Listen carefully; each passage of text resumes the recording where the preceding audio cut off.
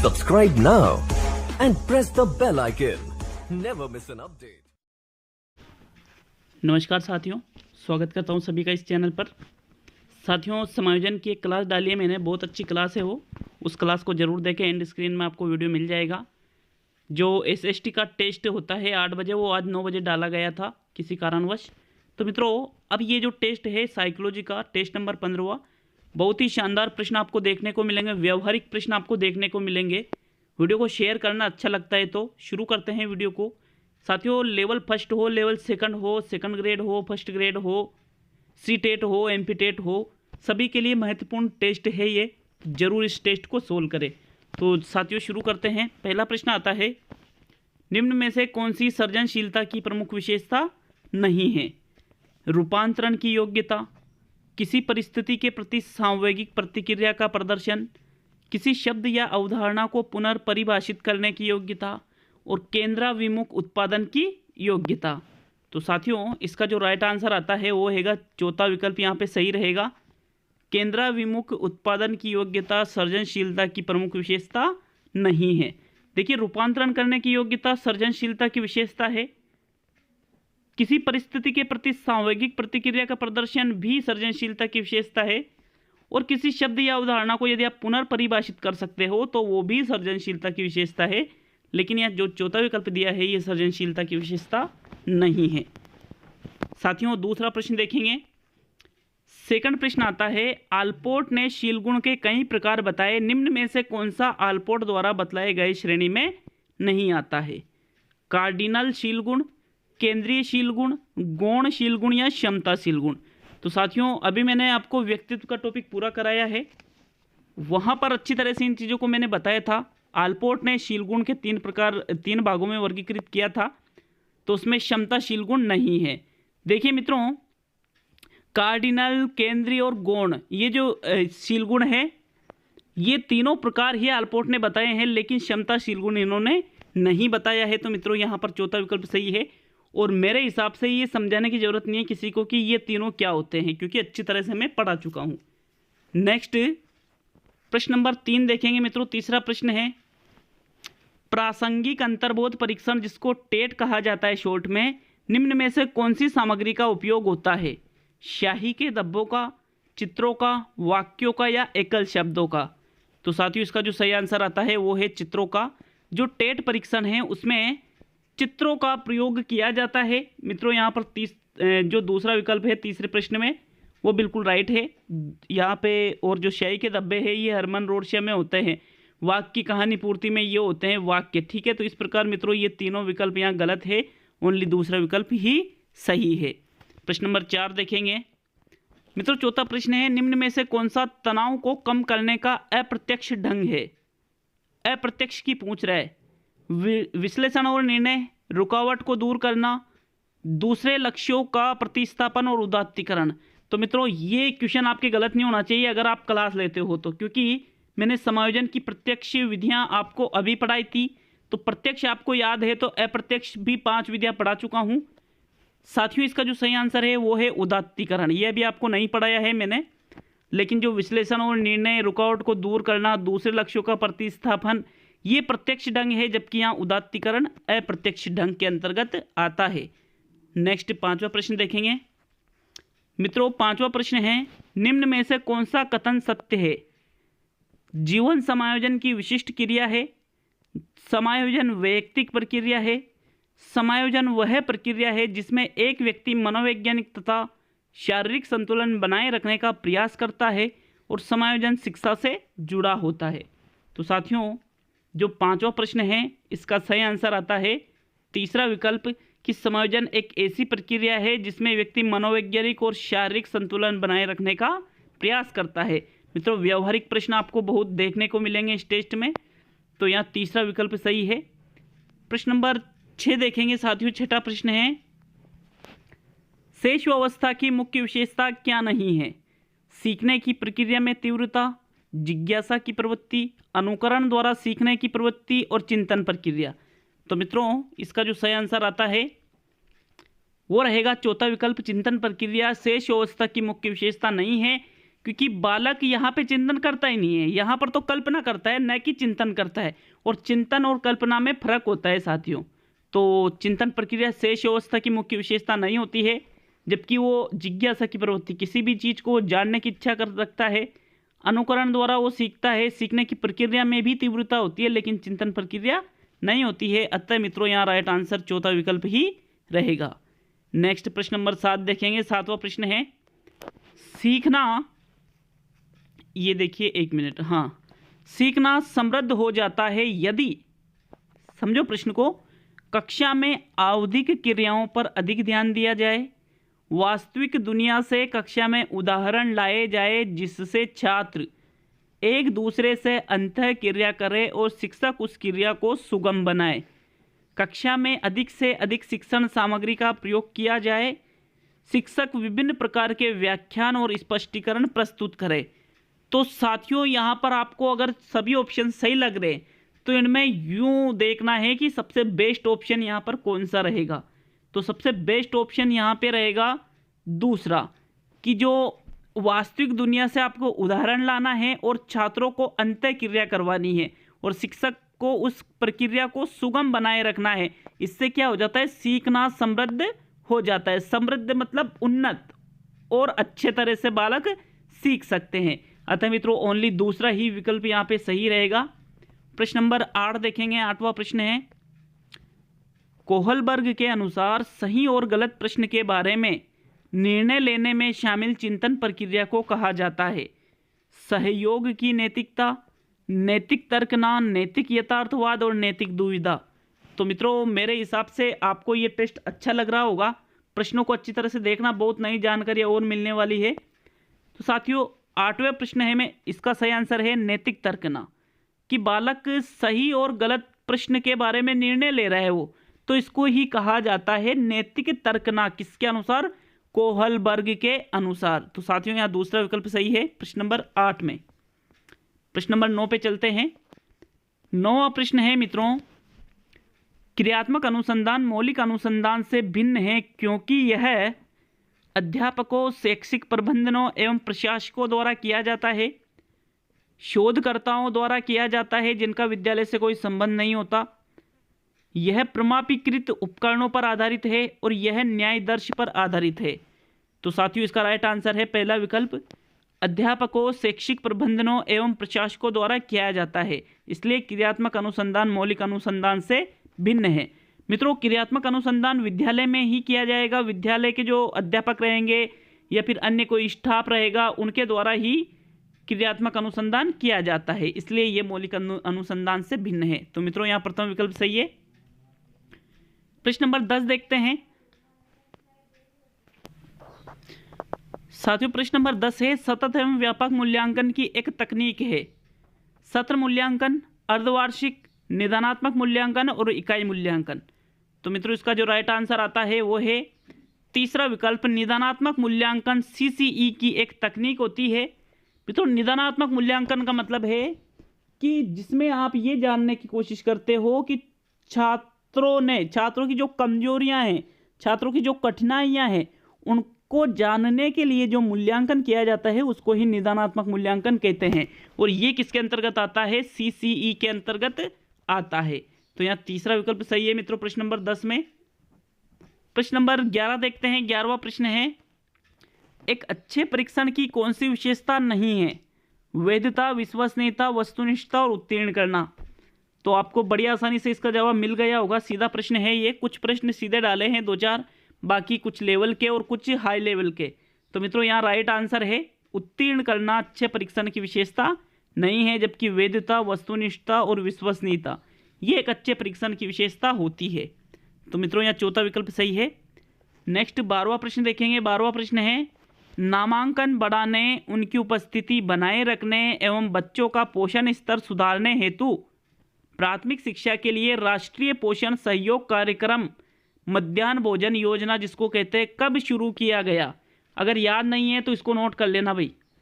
4 जून 2005 को, 26 जनवरी 2008 को, 2 अक्टूबर 2005 को या 15 अगस्त 1995 को।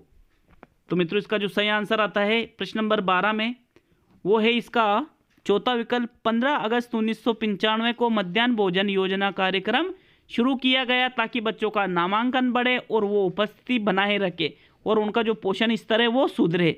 मित्रों यहाँ चौथा विकल्प सही है। प्रश्न नंबर 13 देखते हैं। 13वां प्रश्न है, अमूर्त तार्किक चिंतन की अवस्था कौन सी है? संवेदी गामक अवस्था, पूर्व संक्रियात्मक अवस्था, औपचारिक संक्रियात्मक अवस्था और मूर्त संक्रियात्मक अवस्था।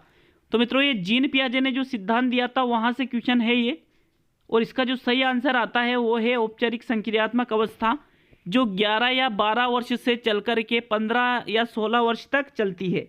तो मित्रों यहाँ पर बालक अमूर्त तार्किक चिंतन करना शुरू कर देता है। कौन सी अवस्था में? जो चौथी औपचारिक संक्रियात्मक अवस्था है। तो इसका तीसरा विकल्प सही है। प्रश्न नंबर 14 देखते हैं। 14वां प्रश्न है, अभिप्रेरणा का वर्गीकरण होता है स्वाभाविक और प्राकृतिक, कम महत्वपूर्ण और अधिक महत्वपूर्ण, जन्मजात और अर्जित, और अभिप्रेरणा व वर्गीकरण। तो साथियों 14वें प्रश्न में जो सही आंसर आता है वो इसका तीसरा विकल्प सही है। जन्मजात और अर्जित अभिप्रेरणा इसको बांटा गया है। जो अभिप्रेरणा है इसको जन्मजात और वर्गीकृत दो भागों में बांटा गया है। तो मित्रों यहाँ तीसरा विकल्प सही है प्रश्न नंबर 14 में। प्रश्न नंबर 15 देखते हैं। 15वां प्रश्न है, शिक्षण से अधिगम पर बल देने वाला परिवर्तन हो सकता है बाल केंद्रित शिक्षा पद्धति अपनाकर, रटने को प्रोत्साहित करके, अग्र शिक्षण की तकनीक अपनाकर और परीक्षा परिणामों पर केंद्रित होकर। तो मित्रों अधिगम पर बल देने वाला परिवर्तन कब हो सकता है शिक्षण से? जब बाल केंद्रित शिक्षा पद्धति आप अपनाओगे, मतलब उसमें आप बालक को केंद्रित रखोगे। तो यहाँ 15वें प्रश्न में प्रथम विकल्प सही है। प्रश्न नंबर 16 देखते हैं। 16वां प्रश्न है, किशोर के समायोजन की प्रक्रिया में शिक्षक का योगदान निम्न में से कौन सा है? शिक्षक क्या योगदान दे सकता है? कमजोरियों का ज्ञान न कराना, मूलभूत आवश्यकताओं की पूर्ति न करना, आकांक्षा का उचित स्तर तय करना और समस्या का समाधान न करना। तो मित्रों मेरे हिसाब से ये भी एक इजी लेवल का प्रश्न है, और यहाँ पर जो सही है वो है आकांक्षा का उचित स्तर तय करना। तो मित्रों यहाँ पर एक जो शिक्षक है वो जो आकांक्षा मतलब कि जो प्राप्त करना चाहता है उसका एक उचित स्तर तय कर सकते हो। मित्रों ये आप सहायता प्रदान कर सकते हो किशोरों के समायोजन में। प्रश्न नंबर 16 में तीसरा विकल्प सही है। नेक्स्ट प्रश्न नंबर 17 देखते हैं मित्रों। जो 17वां प्रश्न आता है, देखिए 17वें प्रश्न को, यदि आपकी कक्षा का एक बच्चा सी को डी एवं डी को सी पढ़े तो वह कौन से रोग से पीड़ित है? मलेरिया, डिसलेक्सिया, डिसलरेलिया और टाइफाइड। तो मित्रों इसका जो सही आंसर है वो है डिसलेक्सिया से वो पीड़ित है। पठन संबंधी ये विकार होता है। यहाँ दूसरा विकल्प सही रहेगा। प्रश्न नंबर 18 देखते हैं। 18वां प्रश्न है, सीखने से संबंधित तथ्य निम्न में से नहीं है। सीखना व्यवहार है, सीखना केवल विद्यालय में होता है, सीखना व्यक्तित्व के सर्वांगीण विकास में सहायक है, सीखना एक सार्वभौमिक प्रक्रिया है। तो मित्रों यहाँ इसका जो सही आंसर है वो है दूसरा विकल्प, सीखना केवल विद्यालय में होता है। ये सीखने से संबंधित तथ्य नहीं है, क्योंकि आप विद्यालय के बाहर भी कई बातों को सीखते हैं। मित्रों यहाँ दूसरा विकल्प आपका सही रहेगा। प्रश्न नंबर जो 19वां आता है वो देखते हैं, निम्न में से कौन सा क्रिया प्रसूत व्यवहार नहीं है? कांच लगने पर पैर हटाना, हाथ पैरों का चलाना, भोजन करना और खड़े होकर इधर उधर चहलकदमी करना। तो साथियों इसका राइट आंसर है कांच लगने पर पैर हटाना क्रिया प्रसूत व्यवहार नहीं है, बल्कि ये प्रतिक्रियात्मक व्यवहार कहलाता है। और जो बाकी के 3 विकल्प बच रहे हैं ये क्रिया प्रसूत व्यवहार है। यहाँ पर व्यक्ति स्वतंत्र होता है क्रिया करने के लिए। तो मित्रों यहाँ प्रथम विकल्प सही है। प्रश्न नंबर 20 देखेंगे। 20वां प्रश्न है, सृजनात्मक उत्तरों के लिए आवश्यक है प्रत्यक्ष शिक्षण, विषय वस्तु आधारित, मुक्त उत्तर वाले प्रश्न और वस्तुनिष्ठ प्रश्न। तो साथियों इसका जो सही आंसर है वो है मुक्त उत्तर वाले प्रश्न। देखिए सृजनात्मक उत्तरों के लिए आवश्यक क्या है? मुक्त उत्तर वाले। मतलब यहाँ पर आप बालकों को ऐसे प्रश्न दो जिनका उत्तर बालक स्वतंत्र रूप से दे सके, अपने खुद के विचार वहां पर लिख सके। तो मित्रों यहाँ तीसरा विकल्प सही है प्रश्न नंबर 20 में। 21वां प्रश्न देखेंगे, कौन सा प्रक्षेत्र ब्लूम के वर्गीकरण में नामित नहीं है? संज्ञानात्मक, क्रियात्मक, भावात्मक और मनोप्रेरणा। तो मित्रों ब्लूम का जो वर्गीकरण है उन्होंने 3 भागों में बांटा है, ज्ञानात्मक, भावात्मक, क्रियात्मक। यहाँ मनोप्रेरणा गलत है, अतः यहाँ चौथा विकल्प आपका सही रहेगा। ये ब्लूम के वर्गीकरण में नामित या शामिल नहीं है।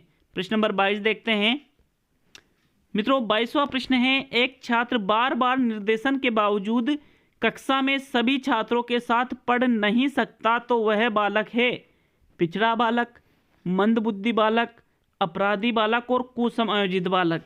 तो साथियों इसका जो सही आंसर है वो है चौथा विकल्प, कुसमायोजित बालक। देखो जो कुसमायोजित बालक होता है वो बार बार निर्देशन के बावजूद भी जो उसके साथी होते हैं उनके साथ वो नहीं पढ़ सकता, तो उसको ही कहा जाएगा कुसमायोजित बालक। मतलब वहाँ पर वो बालक समायोजन नहीं कर पा रहा है। तो यहाँ चौथा विकल्प सही है। प्रश्न नंबर 23 देखते हैं। 23वां प्रश्न आता है, निम्न में से कौन सी अवस्था में बालकों में सूक्ष्म चिंतन आरंभ होता है? शैशवावस्था, बाल्यावस्था, किशोरावस्था और प्रौढ़ावस्था। तो साथियों इसका राइट आंसर है बाल्यावस्था। देखिए सूक्ष्म चिंतन यहीं से शुरू होता है, बाल्यावस्था से। शैशवावस्था में बालक सिर्फ कल्पना करता है, ठीक है, क्या करता है? कल्पना। और बाल्यावस्था से चिंतन आरंभ हो जाता है, सूक्ष्म चिंतन। मित्रों दूसरा विकल्प जो है बाल्यावस्था वो बिल्कुल सही है। प्रश्न नंबर 24 देखेंगे। 24वां प्रश्न है, शिक्षक से डांट खाकर अपने छोटे भाई बहनों पर भड़ास निकालना कहा जाएगा? प्रतिगमन, आक्रामकता, प्रत्यावर्तन और विस्थापन।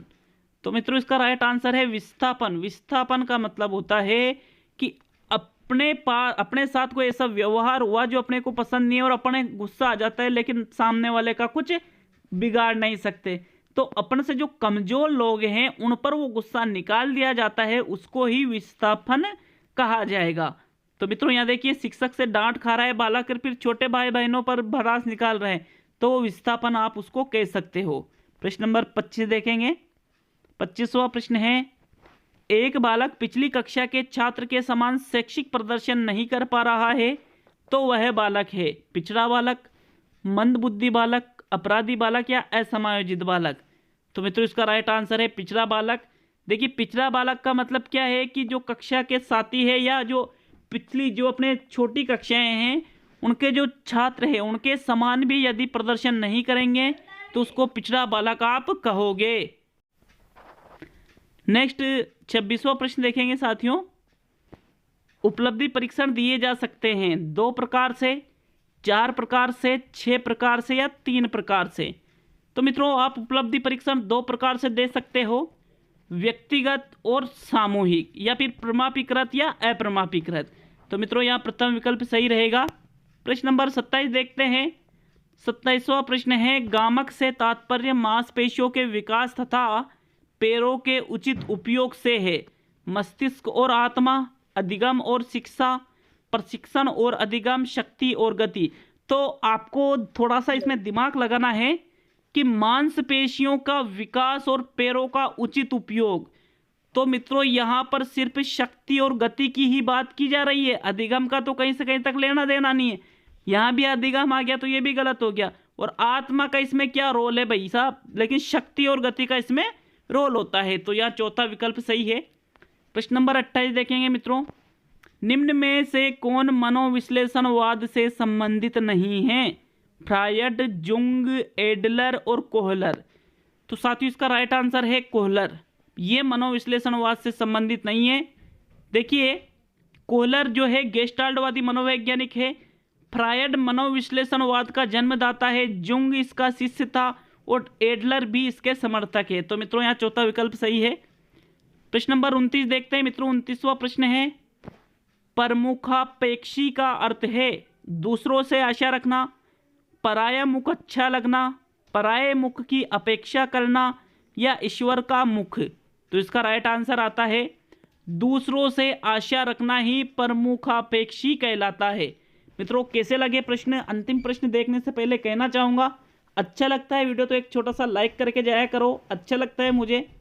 और आप इसको शेयर भी कर सकते हो। चैनल पर नए तो सब्सक्राइब करें, ताकि कि भाई हाँ, कि मुझे ऐसा लगे कि हाँ लोग जुड़े हुए हैं। तो मित्रों प्रश्न नंबर 30 और अंतिम प्रश्न देखेंगे।